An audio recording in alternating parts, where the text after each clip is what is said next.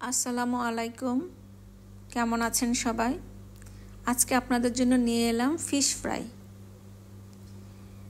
প্রথমে ফিশটিকে আমি কেটে ধুয়ে পরিষ্কার করে নিয়েছি। তারপর হলুদের গুঁড়া, জিরা ধনিয়ার গুঁড়া আমি সবসময় একসাথেই রাখি, সেটা দিয়ে দিলাম। তারপরে আমি মরিচের গুঁড়া দিয়ে দিলাম। সবগুলোই আমি পরিমাণ মতো দিয়েছি। তারপরে লবণ দিয়ে দিলাম। লবণ দিয়ে আমি মেখে নিলাম। মাছের এপাশ ওপাশ একসাথে মেখে আমি আধা ঘন্টার জন্য রেস্টে রেখে দিলাম। এগুলো হলো সমুদ্রের মাছ, নাম জানি না, তবে ফ্রাই করি খেতে খুবই মজা লাগে, যার কারণে আজকে আমি আপনাদের সাথে সেটা শেয়ার করলাম। এরপরে ফ্রাই প্যানে আমি তেল দিয়ে দিলাম।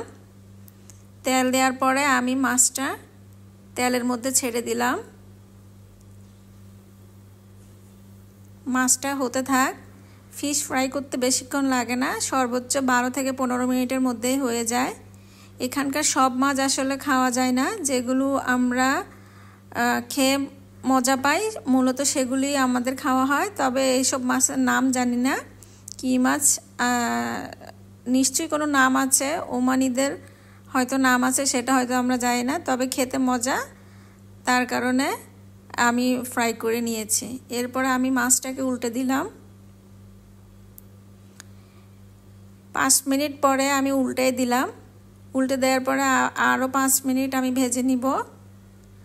এপাশ ওপাশ দুবার 4বার করে আমি ভেজে নিয়েছি। মাছগুলোতে কোনো কাঁটাই নেই, শুধু মাঝখানের কাঁটা, যা আমার খুবই পছন্দ। এরপরে আবার উল্টে দিলাম।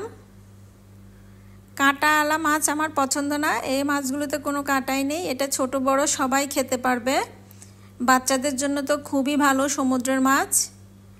তারপরে এখানে আমি পেঁয়াজ কুচি দিয়ে দিলাম। মাছ ভাজার মধ্যে পেঁয়াজ কুচি দিলে ভালো লাগে, সেজন্য আমি পেঁয়াজ কুচি দিয়ে আবার একটু ঢাকনা দিয়ে ঢেকে দিব, যাতে পেঁয়াজগুলো নরম হয়ে যায়। তারপরে আমি এরপরে আবার উল্টিয়ে দেব। সবাই কালার্স অফ ওমানের রঙের সাথেই থাকবেন, আমাকে সাপোর্ট করবেন। আমার যদি ভুল ত্রুটি হয়ে থাকে ক্ষমা সুন্দর দৃষ্টিতে দেখবেন। এই যে আমি উল্টে দিয়েছি, পেঁয়াজগুলো হালকা ভাজা ভাজা হয়ে গেছে।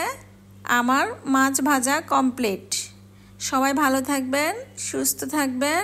আল্লাহ হাফেজ।